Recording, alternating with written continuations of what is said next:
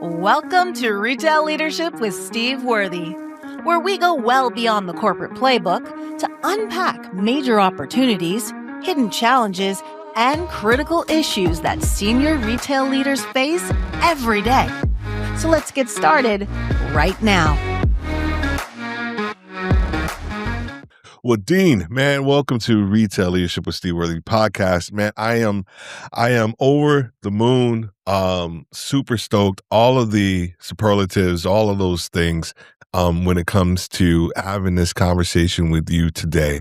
I'm telling you, whoever's listening to this, either get your pen and pad out. I'm old school because you're going to need to take some notes. But you're going to probably want to either rewind a couple of these things because I know Dean is going to be dropping some serious gems of wisdom around his experience. And for you as a leader, just, hold on tight and get ready for this conversation. So Dean, man, for those who don't know you, please introduce yourself. Great. Thanks for having me, Steve. I agree. I feel like it's Christmas Day. This is exciting. I've been waiting for this day. So Dean Correira, I'm in the Toronto area. 20 years of operations in corporate security with Gap, Starbucks, and Walmart. So 4 years in operations with the Gap, 13 with Starbucks, where I had the privilege of leading the security teams in Canada and Latin America, and then 3 years with Walmart as their director of corporate security. And now I act as a outsourced security consultants to help brands keep their people and assets safe. And I've been doing that for over 15 years and I absolutely love it. I feel like I really, truly can make a difference. Outstanding. Well, you kind of answered my next question, but maybe you didn't a little bit.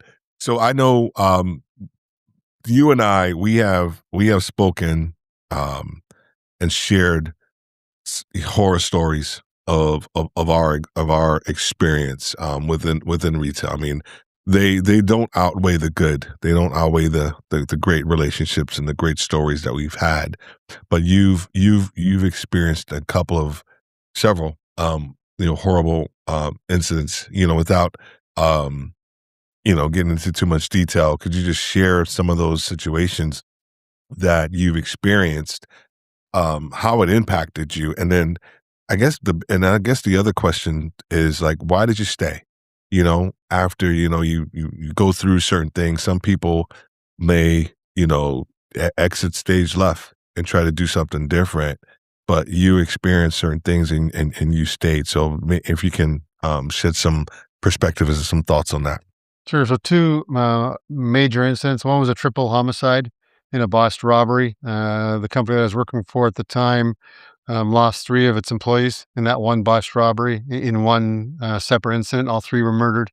And then about a year and a half later, one of our store managers was stabbed to death on a busy Saturday morning in front of a crowd of people.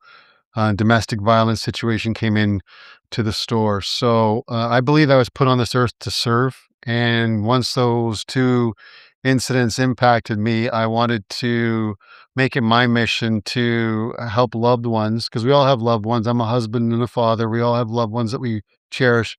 Help keep them as safe as humanly possible so that they can go to work and come home from work. Bottom line, I never want to go to another funeral and shake another parent's hand and say, I'm sorry for your loss. So that's why I stayed, and I felt I could make a difference in some small ways to reducing the likelihood of those 2 incidents happening again. Yeah.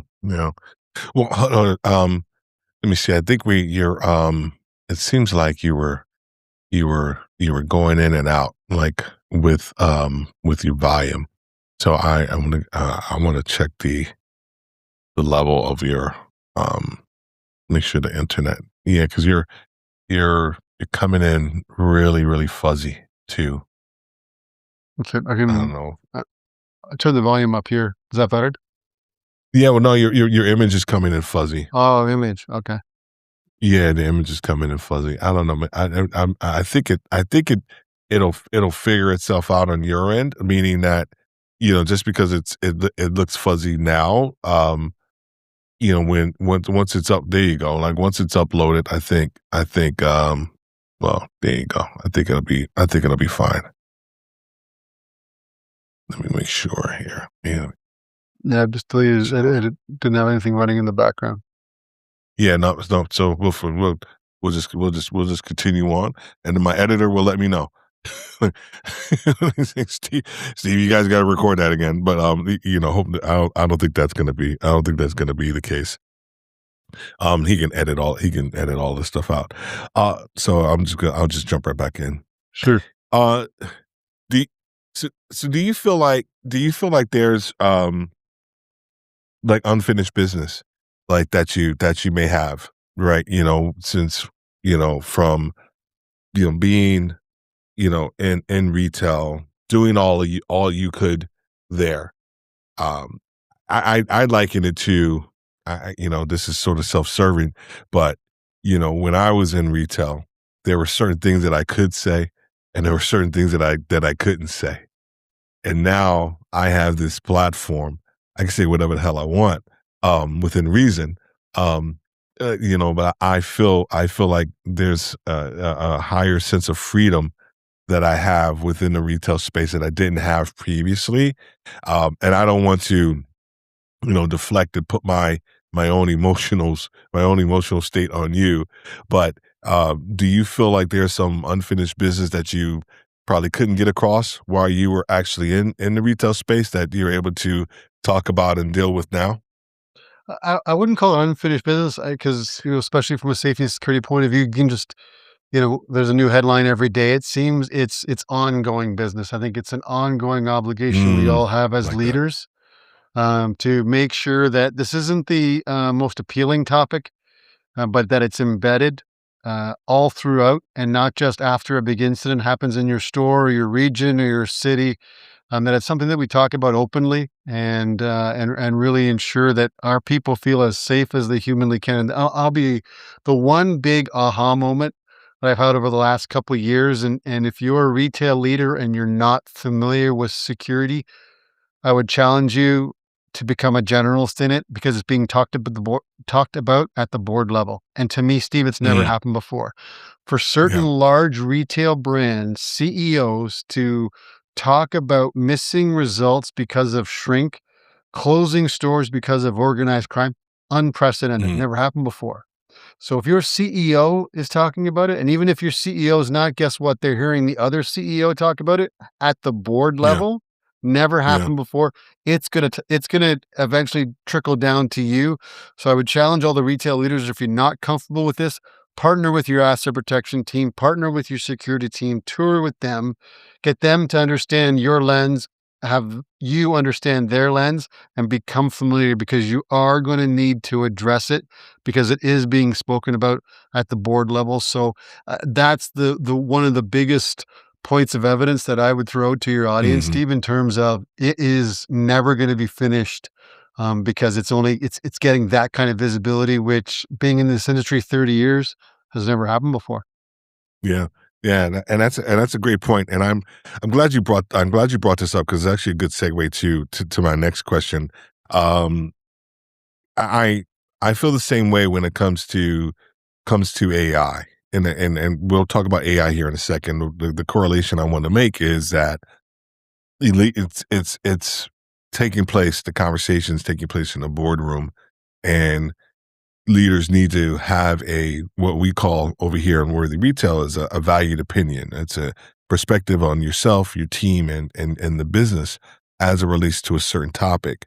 And I think when you say that, um, this topic around safe and security is actually being spoken about at the board level.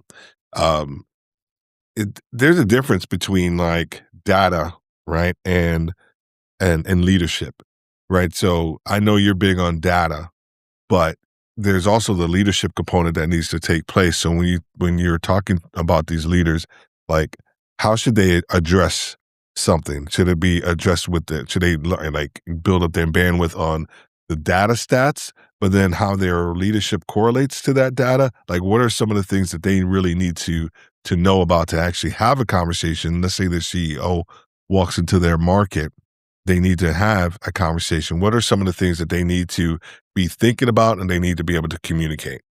Yeah, I think it's a blend. I think everything is a blend between qualitative and quantitative points of reference. So, what are the crime stats in that general city or the region? What are the incident reports at that store? What are the shrink results in the store turnover? If people don't feel safe or secure, they're not coming to work, and they're certainly not going to ask their talented friends to come and work there. And guess what the conversation is like at the dinner table? Mom, Dad, don't come in. It's brutal. And so there's those qualitative metrics in terms of engagement scores. Yeah. So there's this safety and security risk dashboard that I talk about with all of my clients, and it's some things that you wouldn't think about. Yes, it's cash over shorts, incidents, shrink, a lot of people, but what's the engagement score like? What's the turnover like? Because Yeah. that's all the Yeah. qualitative way, in my opinion. The safest store is the most engaged store, and vice versa. So those and there's a definite correlation between engagement and safety and security. So you got to look at the macroeconomic, what's happening in the city and the state and the region, from a crime, a cost of living, a housing sales, and a movement of people point of view, to everything all the way Yeah. down. It's kind of like a ripple effect. What's happening outside of your four walls. So because it's a big investment, obviously, to continue to operate. And like I said earlier, when people start actually closing stores, that's obviously Yeah. something that's a massive, massive decision on people and profit. Yeah. I always encourage my teams to, of course, get outside of their four walls. And in doing so, going to stores that are either doing better, right, or worse, however you want to judge that. It could be from a, appearance standpoint, it could be from, volume standpoint, or whatever it may be. But then also to go, and if you are seeing stores that are closing, or you see stores that are liquidating, um, I always felt those type of stores gave me way more information than going into stores that are really doing, well, right? There's things you can learn from that, but I think to build and hedge your future, as a leader, if you are seeing stores that are on the downturn, I always feel like it's a great opportunity to go in there, learn, ask questions, because a lot of those leaders are going to be a little more, you're not just vulnerable, but they're going to be a little more open about what's going on. When they're doing well, no one wants to talk about what they're doing when they're doing well. But when Right. things aren't going well, guess what? You can ask them one question and then they'll just let their hair down. And next thing you know, you're getting all types of really good information. And I think it's important for stores to get outside their four walls and learn what's taking place in the industry, especially with this topic, as we talk about this topic, not just what's taking place within your company, because you're looking for trends, you're looking for things that are going to potentially impact you in the future. So if they're not doing that, I think they're doing their sales and their company a disservice. Completely agree. I think it's all up to all of us to give our store teams the forum and the opportunity to be heard. God gave us two Yeah. ears and one mouth for a reason. Ask some questions and listen twice as much as you ask your questions. And everyone's got an answer. I'm a former Walmart associate. Sam Walton always said, if you want to solve all your business problems, just ask your associates and your customers. They'll solve all your problems. And that still holds true to this day. Somebody's tried something, somebody's experienced something. So learn from them. That way you can expedite the solution, whether it's sales, whether it's merchandising, whether it's safety and security. Most likely somebody else has done it and tried it. So you can expedite by listening to them and learning from their trials and tribulations. You know what's so crazy, man, Dean, is that I used to go into markets and um would ask somebody, "Hey, when's the last time you just talked to a customer?" Or they would get like nervous when I walked into to the store, and I was sort of creepy this way because I would see a customer with a massive basket, right? And I walk up to him like I don't know how I would just approach them and be like, "Did you find everything?" In kind of a joking fashion. They were like, "Yeah, I found everything. Oh my gosh, I found too much." And then next thing you know, you get them talking, and my team would be horrified, horrified.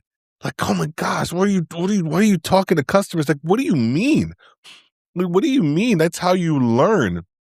I almost feel, and dare I say nowadays, like, I don't see that same mentality. I don't see, the team, engaging with the customers like they used to. So I almost feel like there's a fear factor of what you could potentially learn, not just what you're doing poorly, but actually what you're doing right. I almost feel like we need to talk more about how do you continue to get that data by having a conversation with the people that are right in front of you, just like what you just said. Sure. Completely collective knowledge always wins. Always. Mm, Not one of us has the answer, but you put 5, 6, or 7 of us in the room and we'll figure it out. One of the best examples is COVID. We didn't have it figured out from mm, a safety and security point of view. Very few people saw it coming. So what we did is we got 12 or 15 of our clients on the phone every 2 weeks. We developed a playbook.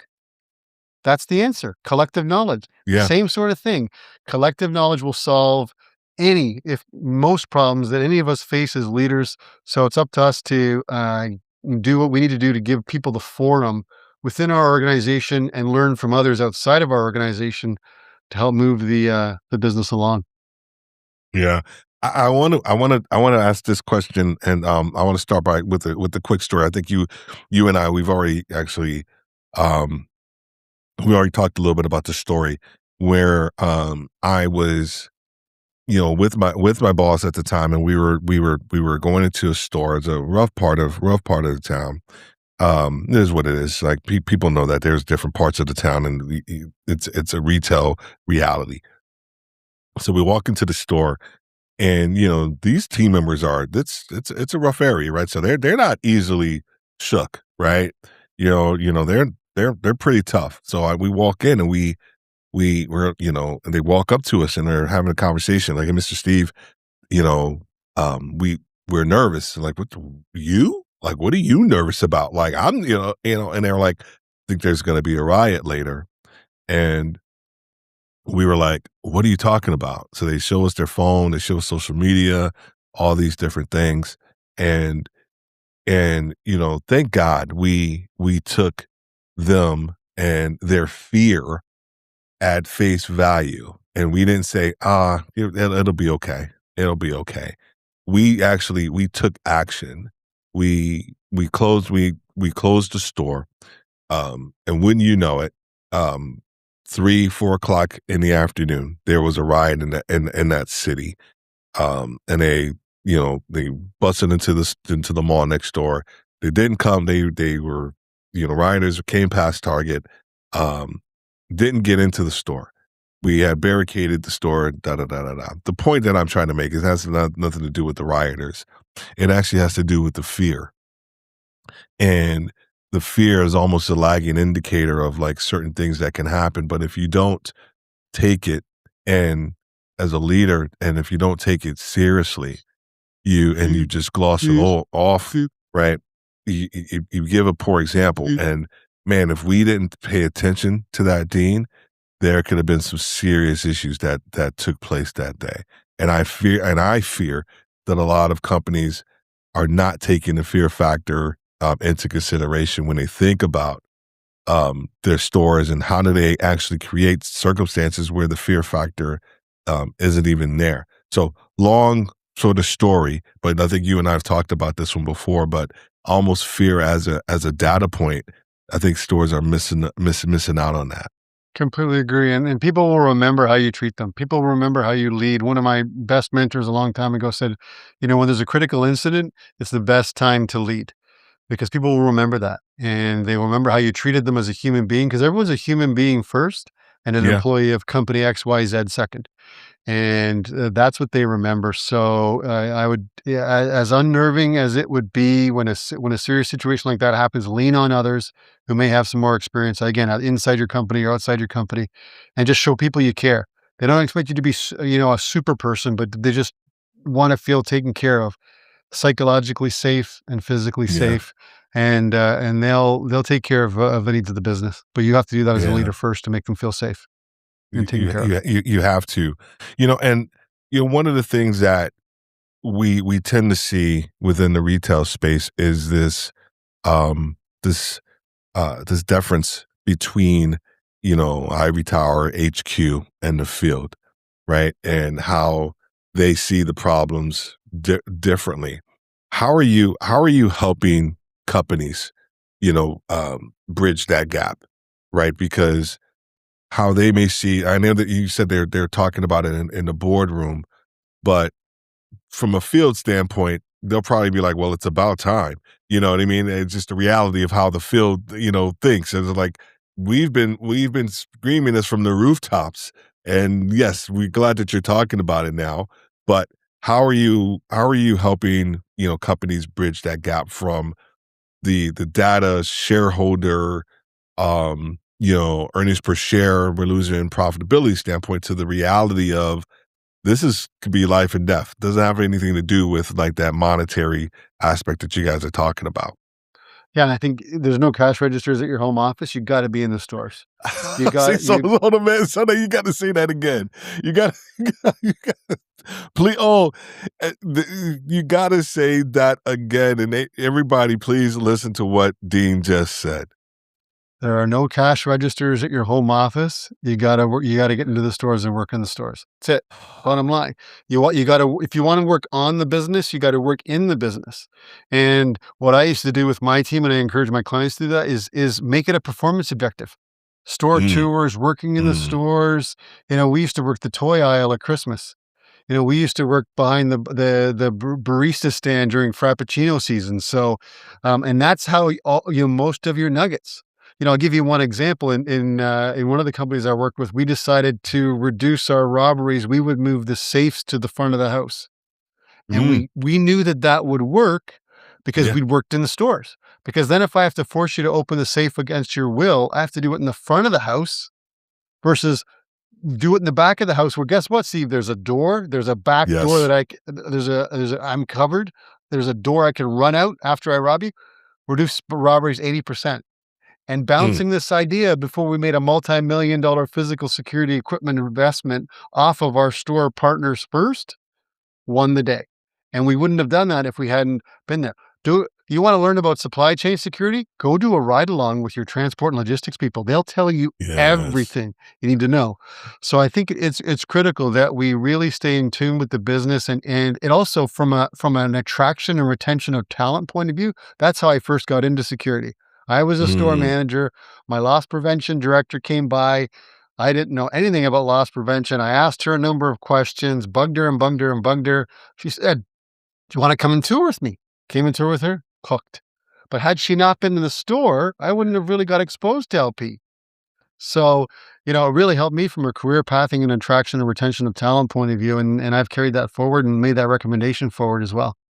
I love that. I love that. I love that. I mean, that's, some companies continue to do it correctly as it relates to ride alongs or job shadows and all of that stuff, right? Because, you know, uh, it's an important aspect of, when they trust, right? Where people actually understand and know what you do, right? And when you walk into a store, it was really cool. I think one of the biggest compliments that I ever received was that when I walked in the store, I had a team member come up to me. They said, "Every time we walk in the store, we know that you're going to remove some obstacles for us." And I was like, "Oh," it's like, Awesome. why? I almost started to cry That's awesome. when he said that. And it was like it was that, to your point earlier, like that stuck with me. It continues to stick with me, and I think that was it was. Didn't pay him to say that, but that's what they said. And I think we have to make sure that we're doing this, this role, and we're creating those environments where people want to belong, where people want to share. And I think, you talk about this a lot, about being able to ask the right questions. When you think about, before an incident happens, before something takes place, what's the, I know you, and I can't remember it off the top of my head. I have it written down here somewhere. But you always say there's always one question that you always want people to ask, right? I'm gonna put you on the spot here. And what is that? What is that question that they need to be asking because it will help them out before an incident happens, and hopefully reduce some of the situations that could potentially occur. Yeah, I'm a big policy and procedure guy, as you know. Yeah, Yeah, most of us in this yeah, business are, right? So if there's one policy and procedure that I'd love everyone to comply with 100%, it's your incident reporting policy and procedure, because there are always signs before somebody becomes violent. So the one question would be, what has caused you? Not has anything caused you? What has caused you fear or concern in and around the store the last couple of weeks? That's yeah. it. And they'll tell you, you know, do you have incident reports on your quarterly scorecards? If not, you should, because stuff's happening, and that's often a precursor to, something potentially somebody getting hurt or worse, and it helps drive strategy in terms of the data that you might need from a process, people, or a physical security technology point of view for that specific store. And one of the mistakes I used to make in my early days, Steve, is I put the same Mm, physical security system in all of our stores. Wrong. mm, The light bulb finally went on. Why am I spending X at a high risk store and the same amount at a low risk store? Doesn't make sense. yeah, I need to yeah, give more, attention to the high risk store, and they're more dollars, different talent, a talented store manager or store team that can handle that kind of an intense environment. Because, as you spoke about earlier, I was involved in a number of workplace murders. And unfortunately, mhm, after the incident, you're going to get asked, what did you know? When did you know it? And what did you do about it? And that's qualitative and quantitative, but it's really important to ensure that if your brand has, some really strong defensibility to your store teams, to yourself, to your family, to your shareholders, you can answer those questions strongly. yeah. One concept that you talked about and you continue to talk about is the phrase called the hardening. The hardening of leadership, within the store. Could you talk a little bit about that? Because I know I have some of my own thoughts, but I would love to hear you explain that concept.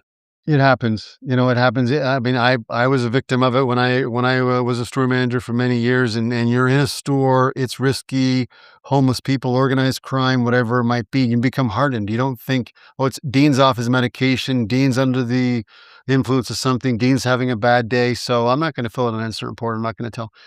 It's wrong, because what you don't know is I've said made that same threat 17 other times in my neighborhood or in your store, Mm, and if mm, if everyone fluffs it off, if no one reports it, it's not gonna get reported, and then the 18th time is when I'm gonna actually, create that situation and do that incident, and then if there's ever any need to get the police involved, the first thing they're gonna ask for is documentation. So yeah, you need to report it, and I'm not and you're busy, you're run off your feet, you're in a retail store, I get it. Document it in some sort of way. It's a text, it's on Slack, it's a note in a comm log, it's whatever it is, but some way to connect the dots, because you're not there 24/7, 365, neither is all of your team. But reading some flow of communication involved specifically for safety and security, so you can connect the dots and say, "I had a problem with that guy on Monday. I had a problem mm, with that guy on mhm, Wednesday. I had a problem with that guy Sunday night." That gives you more credence to act. It reduces some of the emotion when you go to your district manager or regional manager and say, "I need your help. Here's some of the evidence." It doesn't have to be yeah, a Mona Lisa, doesn't have to be a yeah. War and Peace, but something to reduce the emotion and make it more factual. This is completely off to the left, and it'll make sense. This movie I'm watching, oh my gosh, it's a Simon Pegg movie, and he's a police officer in London, and they send him out to the countryside, and he stops a guy. I can't remember. I'm gonna remember it. I'm gonna put it in there somewhere.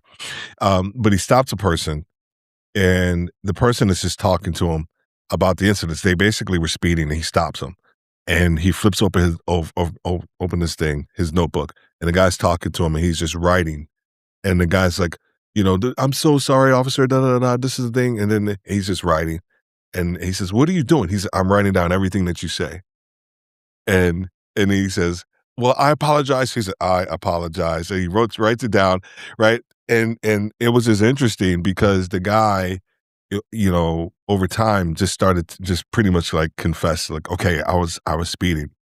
But what the point was is that if you don't document anything, you don't have any record. And then if like once you create a culture of documentation, behavior starts to shift, Correct. right?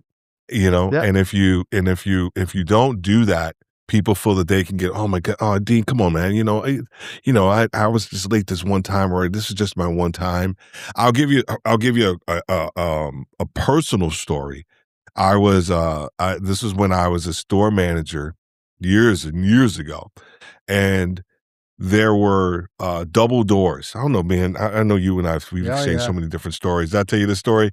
No, no, And no, but I'm picturing the double doors. there were the double doors.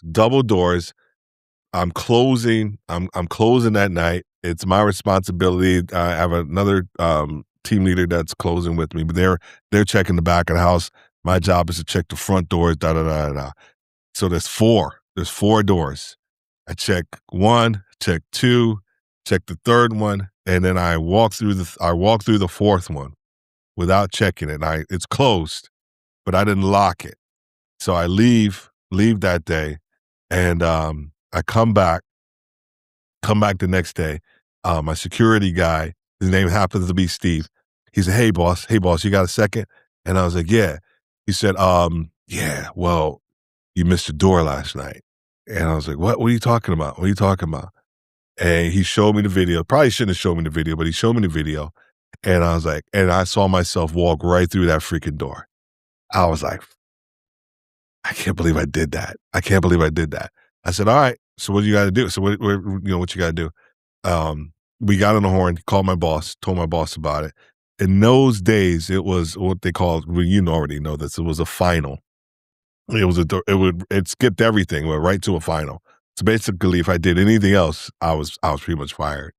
And I remember my boss came to the store like I think 2 days after that with the paperwork, and he was like, "Just gotta tell you, dude. Just gotta tell you, man. I've had a lot of people not report this. I've had a lot of people who got out of this or tried and talked their way out of it, to me or to, the security guy. Basically, well, I'm your boss, Dean. Like, you don't have to report this." And I was like, no, I messed it up. I messed up. It is what it is. So I signed the paperwork, and the interesting part too with this, Dean, and this is like the subplot, is that I was on the promotional track. I mean, I was probably right there from about to get promoted to the next level. Gee. And I was like, shoot, this is gonna mess this up. And he was like, don't worry about it, man. It's not gonna mess it up. And it became a story Yeah. in the interview process. Like, so when I went to the next level, it was almost this famous story of me reporting myself that I did this. I'm not saying it's gonna work out that way for everybody, but it did for me. So there's something to be said about owning the situations within your safety and security world, and they may turn out, okay for you. Long story, but I figured you would appreciate that one. Yeah, I mean, absolutely. I think it's the policies and procedures of a company are, everyone's responsible to adhere to them. So I think it's from a leadership point of view, when we're wrong and we make a mistake, we have to accept that and learn from it and move on as well. Let's change gears here, and let's talk a little bit about we're in the throes of 2026. We're in the throes of 2026 right now. As you think about the year that's coming up, what are some of the things that you're concerned about? What are some of the things that you're talking about, to companies, that they need to be thinking about? Is there anything different? Anything that's coming up that they need to be concerned with? Like, what are some of the things that you're like, okay, you know what, 2026, you guys need to be all over this. Yeah, I think the retail security environment has been so intense for so long. I think a lot of states and provinces are finally enacting legislation from a Mm. workplace violence point of view to take care of your employees. So, the state of California, now the state of New York, will be enacting or legislation regarding workplace violence expectations and safety and security expectations. So I think that the lawmakers are hearing it and seeing it. Like we was talking earlier about, companies not making their numbers because of it. I think it's Mm, important as a leader in a business to be aware of what legislative or regulatory requirements that you are expected to adhere to and figure out, again, people, processes, and technologies that will keep you in compliance. mm, It's a very serious issue. And then I think physical violence and organized retail crime would be number two. I think that's not going to go away. In the yeah, security industry, we call it the bubble effect. So the more pressure you put on some element of crime, these crime families, these crime businesses, they're not going out of business. They're going to yeah, move to other, whether, you put the pressure on drugs and human trafficking and smuggling of weapons. They're going to go to other sources of revenue. And in yeah, some instances, it's retail. It could be counterfeiting. It could be online fraud, but they're not going to stop. They're not going to go poof and go out of business. So I think keep up with your legal teams and your compliance teams and know what legislation is coming down the pike so you can become compliant with that early. It's the right thing to do for the brand. It's the right thing to do for your people. And then number two, just stay on top of what's happening and really allow your stores yeah, to feel that they have a voice and can be heard and ask that question. Embed it in your state. You've heard me say this a million times. Embed it in every store manager meeting. Embed it in your all store manager meeting.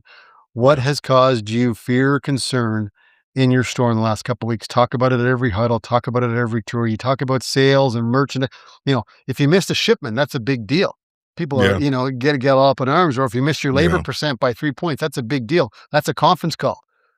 But if there's a mm, serious incident, what's the reaction? Or three people say, I think my store manager is doing something that probably isn't legal or at the very least, it's immoral and unethical. Is that treated with the same passion? So it's mm, having that conversation and embedding it in huddles and weekly store manager meetings and giving people the voice. Do you have an anonymous tip line? If you yeah, have an yeah, anonymous tip line, when was the last time yeah, you got a call?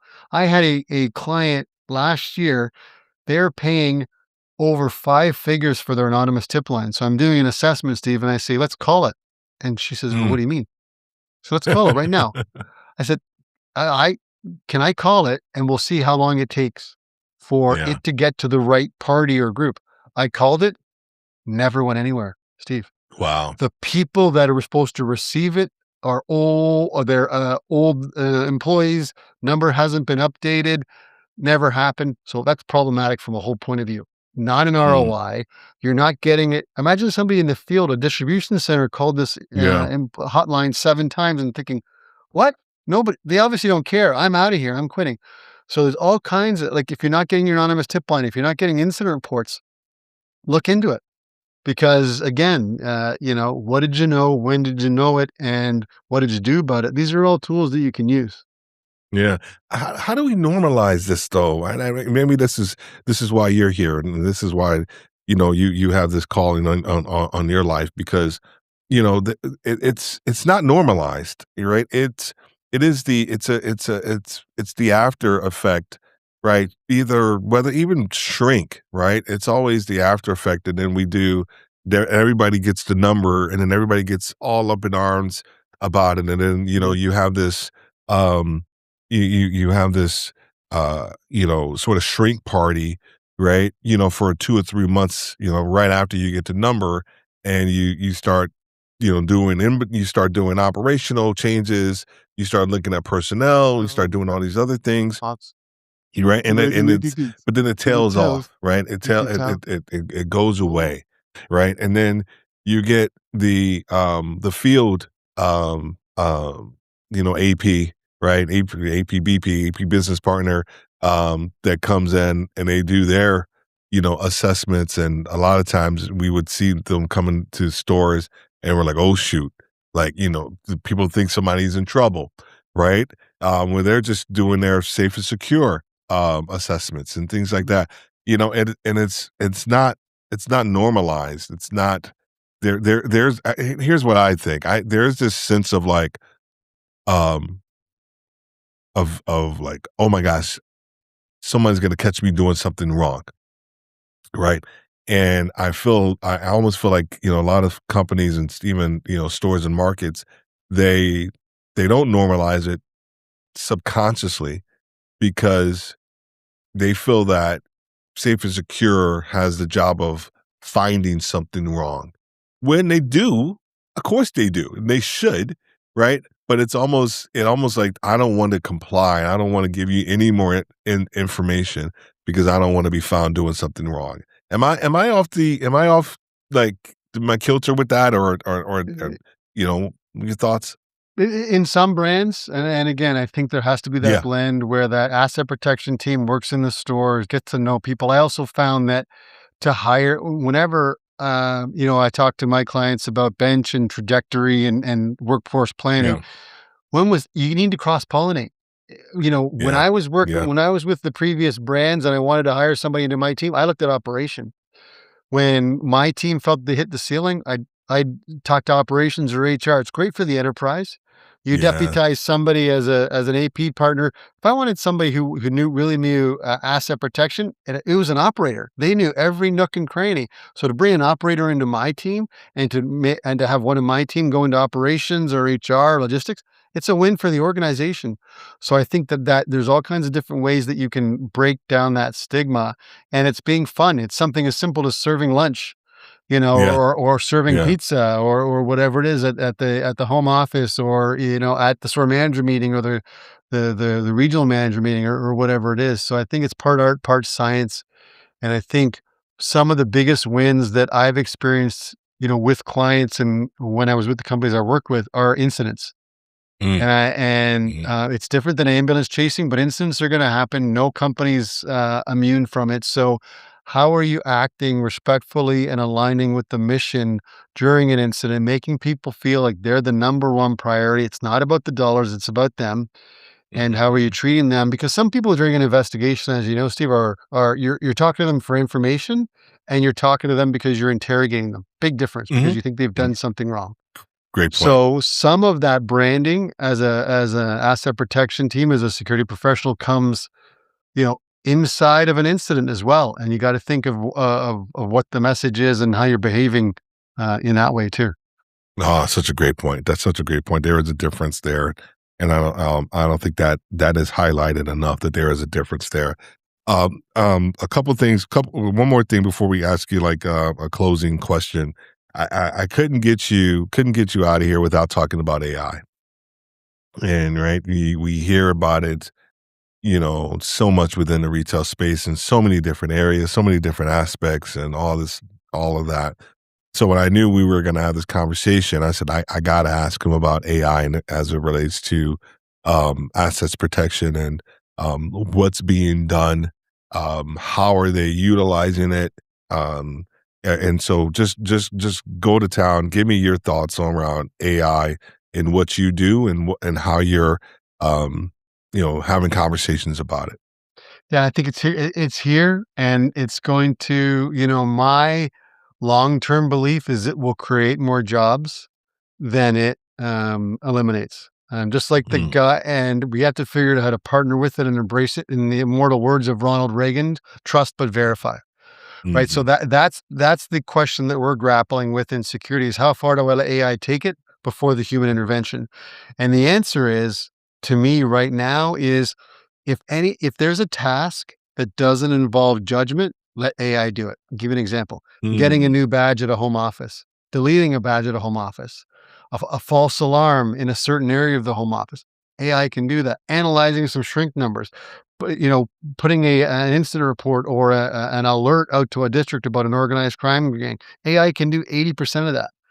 So if it doesn't involve judgment, let AI do it, because it's not going to reduce what your team is. It's just going to make them more mm, efficient and truly allow them to focus on tasks and drive goals that they're passionate about. And some of those menial tasks, quote unquote, AI can take it, because some tasks don't involve judgment. Like I said about the badges. So I mm, think it's here to stay, and just like everything else, garbage in, garbage out. And be careful with how you implement AI. I mean, some people use AI for their personal banking and all kinds of other stuff. And I say to them, mm. you realize what information you're putting into that, right? If you want the output. So Yeah. just as a business, I mean, if you're putting sensitive information into AI, guess what? You might as well just, you know, put it at the town square like in the old days and shout it out from the rooftop. Put it on your Instagram. So I think it's here to stay, and I think that it can all make us more efficient with some of those, really task focused parts of the business, whether it's shrink results, shrink management, merchandise assortment, things like that. But what some of my clients use is to collate incident reports from different Mm, retailers in their mm, geography. So it's yeah, the same yeah, white van, same description, same yeah, MO 17 times, because that allows them to go. If I walk into a police station with 17 cases from 5 different retailers versus just the 3 that I have, way more yeah. powerful. So it can be used for that. And then the other thing would be physical security analytics. I mean, this is kind of odd for a security guy to say, but cameras are great silent witnesses. If Mm, it's not snowing, it's not raining, if I'm not wearing a mask and the light's perfect, cameras are awesome. But yeah, analytics can be put in to tell you that your cameras are. I mean, who out there is comfortable that their cameras that they spent millions of dollars on are all functioning 100% of the time? They're not. I'm telling you, they're not. And you spent millions on it. AI can tell you which ones are not functioning right now.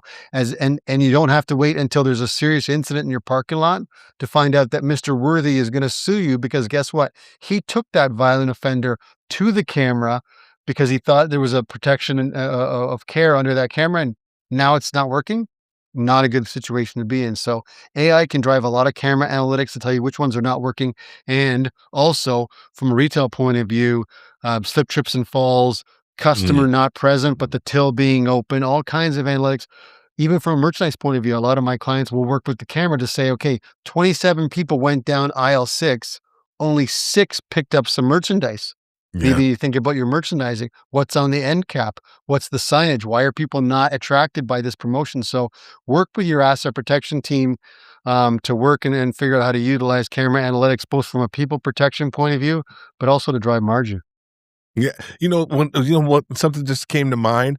I started thinking about like, how AI could be used in pattern forming when, after the fact, right? So let's just say, when people are coming in the store to go steal something from electronics, dare I say, they take the same pattern like in that store because they may know where the cameras are, or they may be thinking about. I've seen it happen because I watched enough footage Yep. of people coming into stores stealing stuff. I said, this is why they took this pattern, right? They went through soft lines, because there aren't a lot of cameras in soft lines, or they go to the peripheral of the store, right? Because they know the cameras are like right in the aisles. You see where I'm going? And so if you start to use AI to gather, a lot of that pattern data, right? That's Yeah. something that could be shared too. And I'm quite sure I'm quite sure some people who are in AI security are probably like, yeah, Steve, that's already in place. But I'm sorry. This is just me, this is just me spitballing and thinking about this as we're having Yeah. this conversation. Yeah. People running. I'm working with a Yeah. woman right now. People don't normally run. Why would you run if I'm in a retail? Well, you're running. There's a couple reasons you Yes. and I can both think of, but why am I running as in?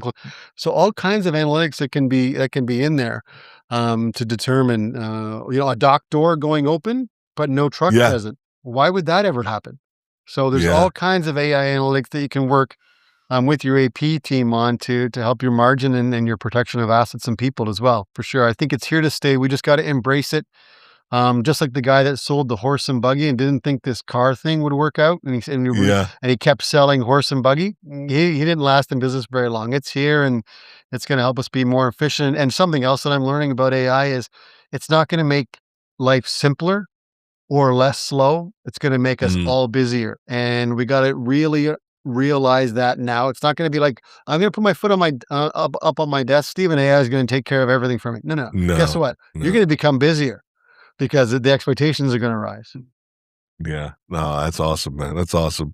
Well, hey, I'm gonna ask you one question. Give these people, these leaders, these companies that are listening to this episode, give them something to think about. Give them some deemed, wisdom, some something that's just gonna, make them think differently about how they lead and how they use data and how they think about assets protection.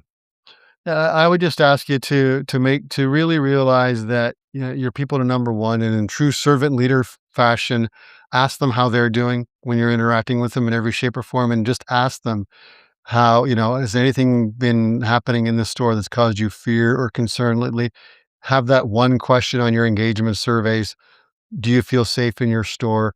And the other thing, from an external point of view, police resources are only going to be reduced further. It's up to all Mhm. of us to partner within our communities, within our organizations, within our neighborhoods together, and form liaisons and organizations and associations to help each other. Because I have many friends in law enforcement, they're strapped. It's not as if they don't want to respond.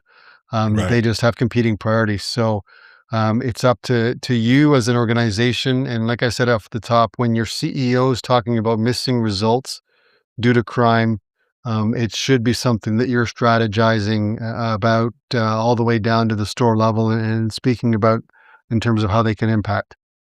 Outstanding, outstanding. Well, how can people find you if they wanna hire you, man? I'm telling you, anybody that's listening to this, they need to make a beeline to to your profile to make sure that they hire you, buddy. Thanks for that, Steve. So LinkedIn would be the most simple way to get a hold of me. I also have a YouTube channel. So it's Dean Correira, security advisor, people and asset protection YouTube channel. And I have about 20 videos or so, just 1 to 2 minute snippets of things that I've learned throughout my career, different topics, travel security, incident management, workplace violence, that you can share at a meeting, or as you're listening, to help people understand what some of those safety and security topics are, and kind of break down some of the silos, and think about how you can impact that at the store level and at the district and regional level when you're touring as well. Outstanding, outstanding, outstanding. Well, my friend, this was long overdue, but I'm so happy, so happy that we got this opportunity to finally speak, and everybody can hear all the wisdom that you have to share. So thanks so much for being here, man. And thank you, Steve. Thanks for this opportunity. Thanks for doing what you do to spread your knowledge and wisdom. And retail is always every country's top 1, 2, 3 employers. So I think it's all of us to keep it thriving, keep it vibrant. We grew up in retail. Let's take care of it for the next generation to come. 100%, 100% agree with you. All right, we'll talk soon. Thanks. Have a great All day. right.